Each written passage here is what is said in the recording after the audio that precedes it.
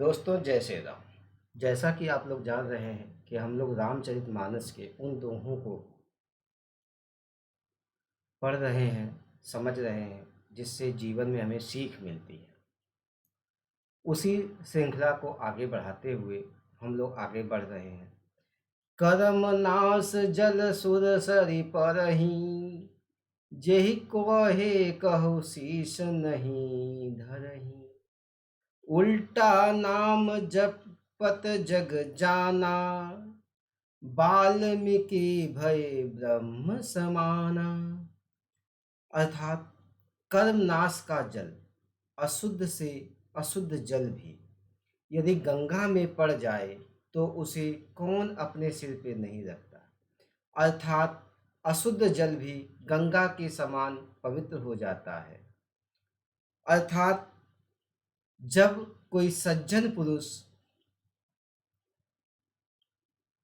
की शरण में आता है तो वह पापी से पापी व्यक्ति भी शुद्ध हो जाता है।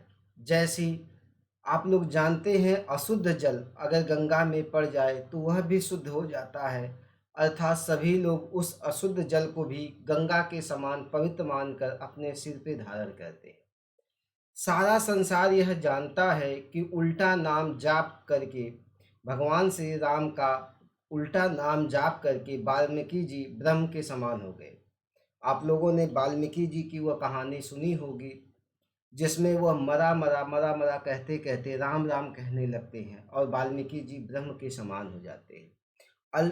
अर्थात सभी को जो है कि सत्संग करना चाहिए, हमेशा प्रभु के नाम का सुमिरन करना चाहिए। अनुचित उचित काज कछु होई, समुझी करी भल कह सब कोई। सहसा करी पाछे पछताई, कहीं वेद बुद्ध ते बुद्ध नाही।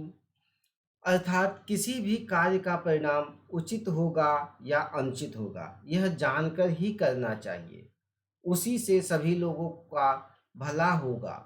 जो बेचारे काम करते हैं वह बाद में पछताते हैं, यानी आपको बिना विचारे कोई भी जो है कि काम नहीं करना चाहिए।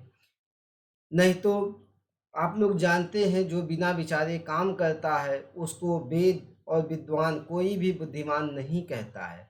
अर्थात आप कोई भी काम करें वह देखें कि उसका परिणाम क्या होगा। अगर उचित परिणाम होगा तो आप उसका जो है कि उस काम को करिए, अगर अनुचित परिणाम होगा तो उस काम को मत करिए। अगर उचित परिणाम होगा तो आपके किए गए कार्य से सभी लोगों का भला होगा, ऐसा वेद और विद्वान कहते हैं। सुमति कुमति सबके उर रहई, नाथ पुराण निगम अस कहई। जहाँ सुमति तह संपत्ति नाना, जहाँ कुमति तह विपत्ति निदाना। आप लोग जानते हैं जब रावण अपने मंत्रीगणों से पूछता है कि भाई समुद्र के पार उस पार जो है सेना आ गई है, क्या किया जाए, तो आप लोग को पता होगा कि रावण उस समय चापलूसों से घिरा हुआ था, लेकिन विभीषण उसको अच्छी बुद्धि कहता है और कहता है कि भैया ऐसा है कि पुराण और वेद ऐसा कहते हैं कि सुबुद्धि यानी अच्छी बुद्धि और कुबुद्धि यानी बुरी बुद्धि खोटी बुद्धि सबके हृदय में रहती है। जहाँ सुबुद्धि है यानी जहाँ अच्छी बुद्धि है वहाँ नाना प्रकार की संपदाएं हैं, अर्थात सुख और समृद्धि है, और जहाँ कुबुद्धि है वहाँ विभिन्न प्रकार की विपत्ति है।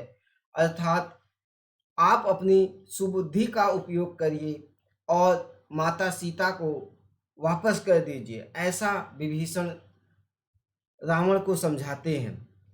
रावण को समझाते हुए विभीषण कहते हैं, सुमति कुमति सबके उर रहई, नाथ पुराण निगम अस कहई। जहाँ सुमति तह संपत्ति नाना, जहाँ कुमति तह विपत्ति निदाना। यही तन कर फल विषय न भाई, स्वर्ग स्वल्प अंत दुखदाई, नर तनु पाई विषय मन देही, पलटी सुधाते सठ बिसलेही। वह कहते हैं, हे भाई, इस शरीर के प्राप्त होने का फल विषय भोग नहीं है। इस जगत के भोगों की बात ही क्या है। स्वर्ग का भोग तो बहुत थोड़ा है और अंत में दुख देने वाला है। अतः जो लोग मनुष्य शरीर पाकर विषयों में मन लगा देते हैं, वे मूर्ख अमृत को बदलकर विष पी लेते हैं। अतः इस शरीर को सत्कर्म में लगाना चाहिए। वो कहते हैं कि यह जो हमारा शरीर मिला है, इसको विषय भोगों में नहीं लगाना चाहिए, बल्कि किस में लगाना चाहिए? सत्कर्मों में, अच्छे कर्मों में लगाना चाहिए। नहीं तो आप जो स्वर्ग के सुखों की भोग की कल्पना करते हैं, आपको बता दें कि यह स्वर्ग का भोग भी बहुत थोड़ा है और बाद में यह दुख ही देगा। अर्थात हमें विषय भोगों में नहीं लगना चाहिए, सत्कर्मों में अपने कर्मों को लगाना चाहिए। सो धन धन्य प्रथम गति जाकी, धन्य पुण्य रत मति सोई पाकी, धन्य घरी सोई जब सतसंगा, जन्म धन्य जन्म द्विज भक्ति अभंगा। वह धन धन्य है, यानी वह पैसा, वह जो है कि सारी चीज़ें धन्य है जिसकी पहली गति होती है। जो पहली गति का मतलब जो दान देने में व्यय होता है। वही बुद्धि धन्य है जो पुण्य में लगी होती है। वही घड़ी यानी वही समय धन्य है जो सत्संग में है। और वही जन्म धन्य है जिसे ब्रह्मांड की अखंड भक्ति हो, ब्राह्मण की अखंड भक्ति हो। धन की 3 गतियां होती है, दान होता है, भोग होता है और नाश होता है। दान उत्तम होता है, भोग मध्यम होता है और नाश जो है कि नीच गति होती है। और जो पुरुष ना दान करता है, ना भोगता है, ना धन, और उसको क्या होता है? तीसरी गति प्राप्त होती है, यानी उसका जो है नाश हो जाता है। यानी जो है कि धन को हमें अच्छे कार्यों में लगाना चाहिए, हमें उसको दान करना चाहिए, हमें उसका भोग करना चाहिए, हमें उसको नाश में नहीं लगाना चाहिए। अर्थात कहने का मतलब है हमें हमेशा सत्संग करते रहना चाहिए। तो दोस्तों, मैं मिलता हूँ आप लोगों से अगली वीडियो में। अगर आप लोगों को वीडियो पसंद आए तो प्रभु श्री राम का नाम लेकर चैनल को सब्सक्राइब कर लीजिए, वीडियो को लाइक करिए। जय श्री राम।